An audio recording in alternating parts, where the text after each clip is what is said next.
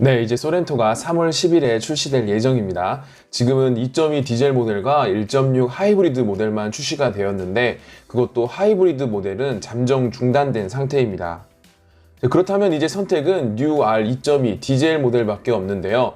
디젤은 좀 호불호가 있는 엔진이죠. 가솔린 하이브리드 엔진의 예약률이 60% 이상 달한 걸 생각해보면 국내 시장에서 얼마나 가솔린 엔진을 탑재한 SUV를 희망했는지 알 수 있습니다.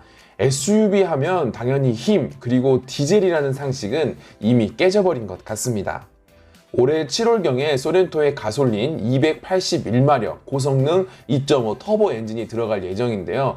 전륜 DCT 8단 엔진과 함께 매칭될 것으로 보입니다.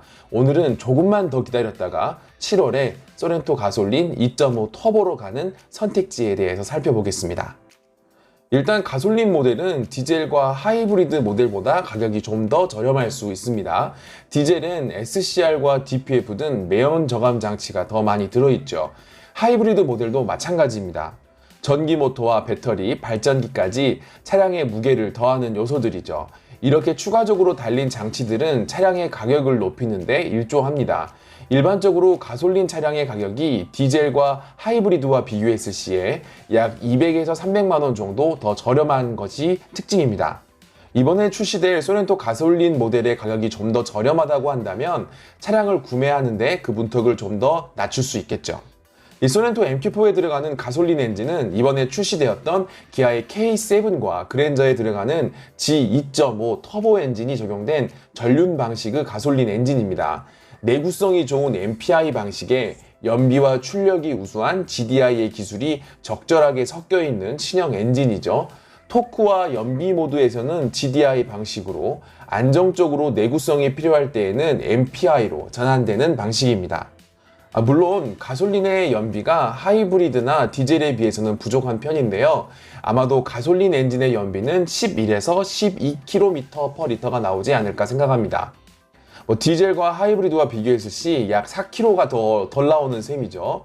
연료에 비해서 저렴하긴 하지만 디젤 차량의 경우는 별도로 요소수를 넣어 주어야 합니다. 디젤이 저렴한 만큼 또 별도의 비용도 발생하는 편이죠. 하지만 차량의 가격이 좀 더 저렴한다라고 생각을 했을 때 1년 총 주행거리가 1만 킬로가 되지 않는 짧은 거리의 오너라고 한다면 가솔린 엔진이 꽤 괜찮은 선택지가 될 수 있습니다. 정숙함에 대한 부분은 하이브리드보다는 디젤과 비교를 해야 더 맞을 것 같습니다. 디젤차는 오래 타면 탈수록 특유의 덜덜거림이 있죠. 물론 처음에 차를 구입했을 때는 와, 이게 디젤차야 싶을 정도로 요즘 디젤차가 정숙해진 건 맞습니다. 진동과 소음이 많이 줄어들었죠. 하지만 시간이 지날수록 진동과 소음은 더 커져갑니다. 이게 디젤 차량을 타는 분들에게 있어서 자동차에 대한 애정을 떨어뜨리는 가장 큰 요소가 됩니다.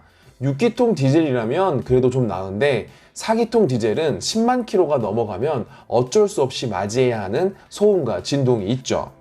대형 차량인 팰리세이드 같은 경우도 3.8 가솔린 자연흡기 모델과 R2.2 디젤 엔진이 있습니다.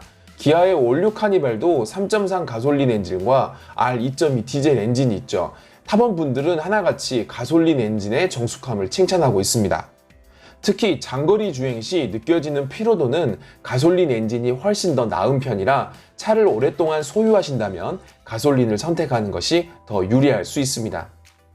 앞서 말씀드렸던 것처럼 디젤과 하이브리드는 친환경 차량의 요건을 달성하기 위해 많은 부품이 추가가 됩니다.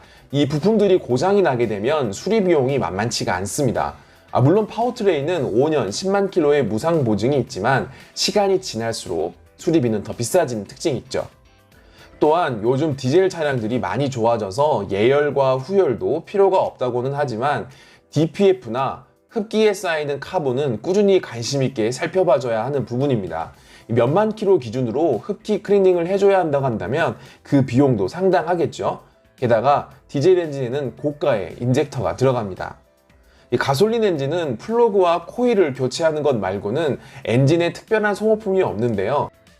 특히 디젤 엔진은 불량 연료에 더욱 민감하기 때문에 차를 잘 관리하는 분들의 차와 그렇지 않은 디젤 차가 명확하게 다르다는 특징이 있습니다. 게다가 디젤 차량의 배기가스 최고 기준 등급은 3등급입니다. 아무리 노력을 해도 디젤 차는 1등급, 2등급이 될 수가 없죠.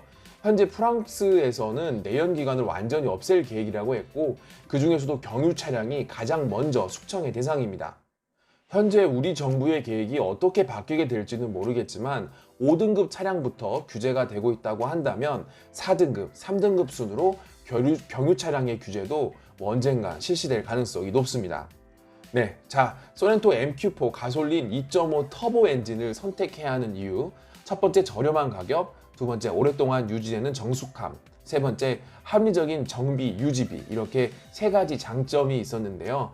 주행거리가 짧고 차의 관리에 대해 크게 신경을 쓰지 않고 싶은 오너라면 충분히 괜찮은 선택이 될 것 같습니다. 게다가 이 2.5 엔진은 K7과 그랜저에서도 충분히 현재 검증이 되고 있고, 곧 출시될 제네시스 GV80에도 후륜 타입으로 적용될 예정이기 때문에 내구성 면에서도 더 유리할 것으로 보입니다.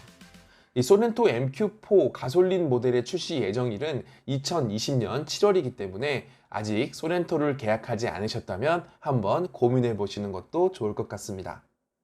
자동차에 대한 인문학적, 공학적 상식을 여러분들과 즐겁게 풀이하는 올라이드 신차 리뷰였습니다. 내용이 유익했다면 구독과 좋아요 부탁드리겠습니다.